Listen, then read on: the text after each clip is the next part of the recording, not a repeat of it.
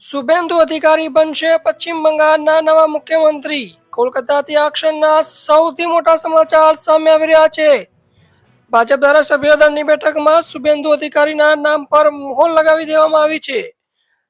Screen પર દેખાઈ રહેલા દ્રશ્યો સાક્ષી છે કે બંગાળમાં હવે પરિવર્તનની લહેર નહીં પણ પરિવર્તન આવી ગયું છે. આવતીકાલે સવારે 11 વાગે શુભેન્દુ અધિકારી મુખ્યમંત્રી પદના શપથ લેશે. વિગતે વાત કરીએ તો દિલ્હીથી લઈને કોલકાતા સુધી ચાલેલી મેરેથોન બેઠકો બાદ આખરે શુભેન્દુ અધિકારીના નામની જાહેરાત કરવામાં આવી છે.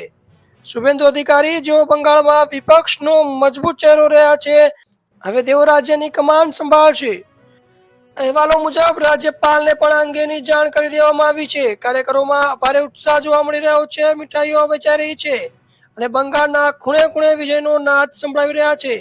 આ માત્ર એક વ્યક્તિની પસંદગી નહીં પણ બંગાળના રાજકારણમાં એક મોટા વળાંકની નિશાની છે. હવે સવાલ એ થાય છે કે શુભેન્દુ અધિકારીની પસંદગી પાછળનું મુખ્ય કારણ શું? રાજકીય પંડિતોનું માનવું છે કે જમીની સ્તર, તેમની પકડ અને સામાન્ય લોકો સાથેનો તેમનો સંવાદ તેમના પદ માટે સૌથી યોગ્ય બનાવે છે.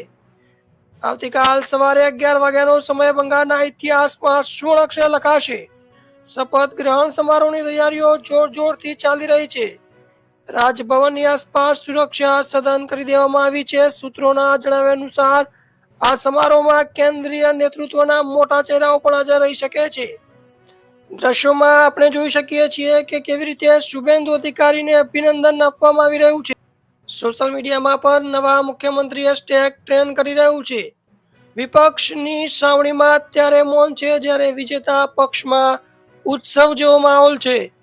મેદનીપુરથી લઈને કોલકાતા સુધી લોકો ઐતિહાસિક ક્ષણની રાહ જોઈ રહ્યા છે. શુભેન્દુ અધિકારી બનશે બંગાળના નવા સીએમ. કાલે સવારે 11 વાગે શપથ ગ્રહણ કરવામાં આવશે. આ સમગ્ર ઘટના વિશે તમારું શું મંતવ્ય છે? કમેન્ટમાં જરૂર જણાવજો.